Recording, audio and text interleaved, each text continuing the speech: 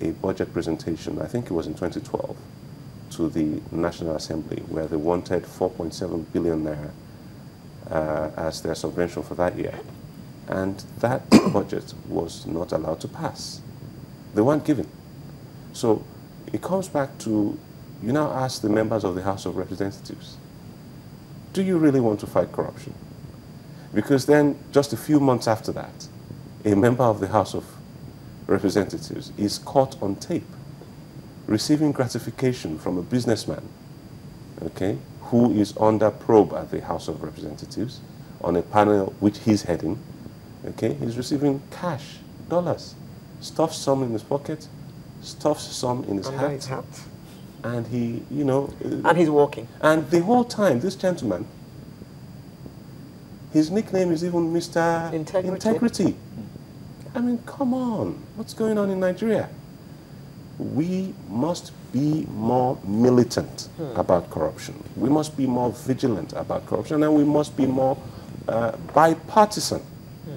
I'm a member of the PDP, okay? I make no bones about that. And I make no bones about the fact that in the PDP, we have some corrupt elements. There's no doubt about that, okay?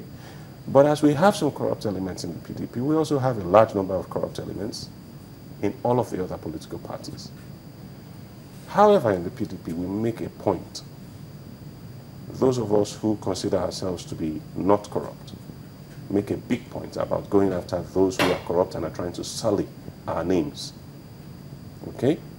We don't see that happening in the other political parties, but that's an issue for them to deal with. And Nigerians also. Mr. Badamasi, how would you know? You don't belong to their party. They don't know what's going on. I'll give you a quick instance. I'll give you a quick instance. In Lagos State, okay, which is where we are,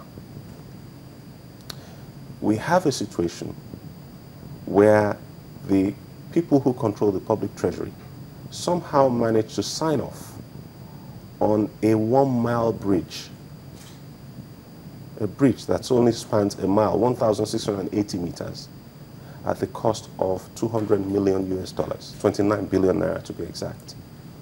Now, I'm in construction. Because I'm in construction, I know it's not possible. It simply is not possible to build a bridge spanning 1,680 meters in Nigeria with our labor costs, okay, with the fact that we don't import either granite, water, labor, sand, or cement, okay? It's not possible to build a bridge for 200, basically 17 billion naira per kilometer. It's not possible. Where? Lekki Koyiling Bridge. That was built with Lagos State government, taxpayers fund. And the Lagos State government came out and said, yes, they built it with 29 billion. Now, obviously, for any level-headed, right-thinking, sane person, there has been some corruption involved in that. Somebody somewhere in that deal is stealing money. It's something that I would want to verify. And where I come in, this is where I say that all Nigerians have a problem. Nigeria as a collective, we're not really fighting corruption. It's just a few of us. And again, I will not absolve my party in this. Okay? It's just a few of us, just a very small, very significant also, thankfully, few of us that are making enough agitation about the issue of corruption as a national way of life. The typical Nigerian will say to you, it's because you are not in a position yet. Well, he just said something. I don't know if you heard what my friend on the other side just said.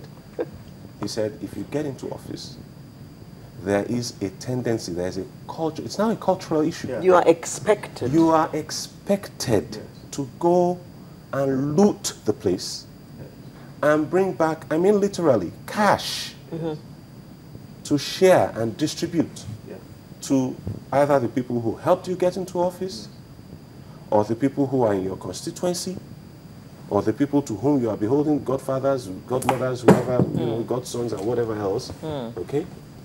That is what you're expected to do in Nigeria today, and that has to change. Let me bring Mr. Ashiru in.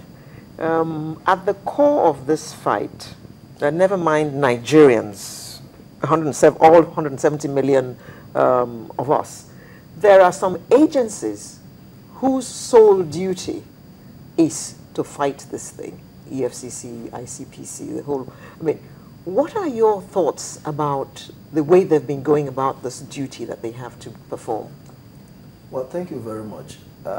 In answering that question, I want to be a little bit theoretical, and then I dovetail into practice. The first thing to say is that you cannot fight corruption outside the state. And once the state itself is corrupt, or is corruption personified, there's really nothing the agencies or any of the agency can do in terms of fighting corruption.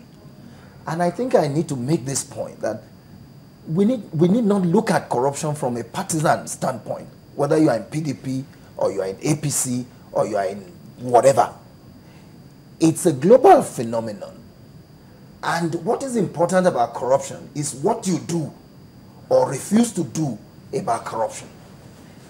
And I dare say that if you look at the agencies, first, the recent statement by the president is uncharitable. I mean, if the person who personifies the state will say that it is those who are corrupt that are shouting fight corruption, so what is he doing about it? I mean, the buck stops on his table. And if you look at the body language of the person in the saddle, that will tell you whether you should fight corruption or you should not. The example was made of the person who stuffed dollars in his hat, in his pocket, but there was a giver. Whereas the person who received had been vilified severally, the other person acting... Vilified, but he's walking. Oh yeah, but I mean, people talk about him alone. He hasn't been prosecuted. Yeah, neither giver nor taker has been prosecuted. Yeah, that's the point I'm making. That you don't look at issues from a particular, standpoint. We have to take a holistic, approach to looking at corruption if we must go anywhere in Nigeria. Now, specifically talking about the agencies, EFCC, ICPC, who are in the presidency, directed by the president. So there's a lot about, the way we fight corruption in Nigeria. And like I've always said, and I will continue to say, that a drastic problem requires a drastic solution. If we must fight corruption, one, we must look beyond these agencies and restructure the agencies in such a way that they will be a little bit autonomous. And then there will be no, Mr. President, which one should we, is it Mr. A or Mr. No. It's either we decide to confront it headlong, or we invite expatriates, like we do in Nigeria, to come out and fight corruption. Can't do anything ourselves, yeah? Well, let me pick you up again, okay. Dr. Ashiru. If we're to look at this situation that we have, when we say that there is corruption across the board, should it be that those in government have more responsibility to fight it, or those outside of government? You see, where should Chinua Achebe, the matter let's recall, the words of Chinua Achebe, that the problem with Nigeria is that of leadership. And it is simply the challenge of rising up, the ability to rise up to the challenge of personal example, which is the hallmark of leadership. Now, as an ordinary Nigerian, if you ask anybody, we all know that corruption is a cankerworm, it's bad, it destroys society, it stultifies development, etc. But you are asking me to fight corruption. Yes, in my own little way, I will. But when I see ostentatious living, somebody talked about Dubai, about the kind of lifestyle of those who are the ones who should, set example by fighting corruption.